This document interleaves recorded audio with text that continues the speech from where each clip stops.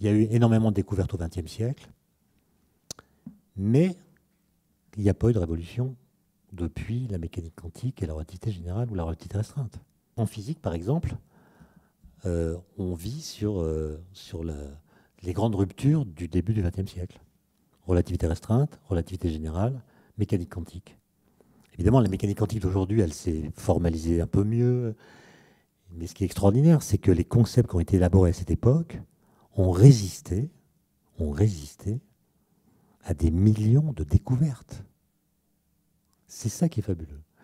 Aujourd'hui, quand on fait de la cosmologie scientifique, on utilise les équations d'Einstein de 1915, les mêmes équations.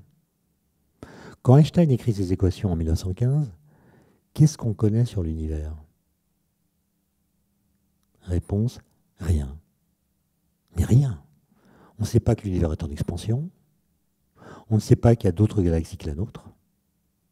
On ne sait pas d'où vient que les étoiles brillent. On n'a pas identifié les forces nucléaires. On commence à croire à l'existence de l'atome. On ne connaît en guise d'objets célestes que les étoiles, les planètes et les comètes. C'est tout. Einstein écrit les équations. Aujourd'hui, on a toutes les données des satellites et des télescopes. Et c'est toujours les mêmes équations. Grâce aux équations d'Einstein, on a détecté les ondes gravitationnelles. Et vous voyez, ça, c'est aussi une rupture. Et le progrès scientifique, il est menacé aussi par ça, parce que, en gros, la science qu'on a apprise tous à l'école, c'est une science qui a été construite sans données. Les gens ont fait des modèles, ils ont fait des expériences de pensée, ils ont élaboré des concepts sans données. Quand Galilée dit tous les corps tombent à la même vitesse dans le vide, mais il a aucune donnée. On ne sait pas faire le vide. La plupart des gens pensent qu'il n'existe pas. Et quand on fait tomber des corps, les plus lourds tombent plus vite que les corps légers. Donc il élabore une loi en dehors des données. Mais c'est la bonne loi.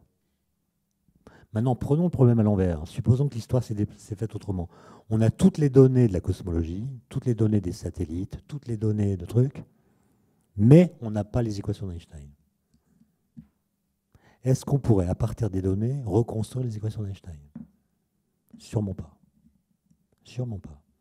Et moi, ce que je prédis, c'est que pendant quelques années, je ne sais pas combien de temps ça durera au-delà, mais au moins pendant quelques années, nous allons nous perdre dans l'identification de corrélations au sein des big data. On va plus théoriser, on va chercher à faire parler les nombres. Ce qui est très bien hein, pour la climatologie, pour des sciences complexes. Plus on a de données, mieux c'est. Mais le problème, c'est que les corrélations qu'on va voir vont toujours être interprétées comme des relations de causalité. Et ça, c'est très embêtant. Parce que des corrélations, il y en a partout. On en voit partout. Et d'ailleurs, on peut démontrer que quand la taille de l'échantillon n'est pas assez grande, on voit encore plus de corrélations que celles qui existent vraiment. Il y a un site américain qui s'appelle Spurious Correlations. Vous regardez toutes les fausses corrélations qu'on peut détecter dans les données. Par exemple, dans l'Arkansas, il y a une corrélation stricte depuis une quinzaine d'années entre le nombre de mariages dans l'année et le nombre de types qui meurent à la pêche. Ouais, c'est pas les mêmes. Hein.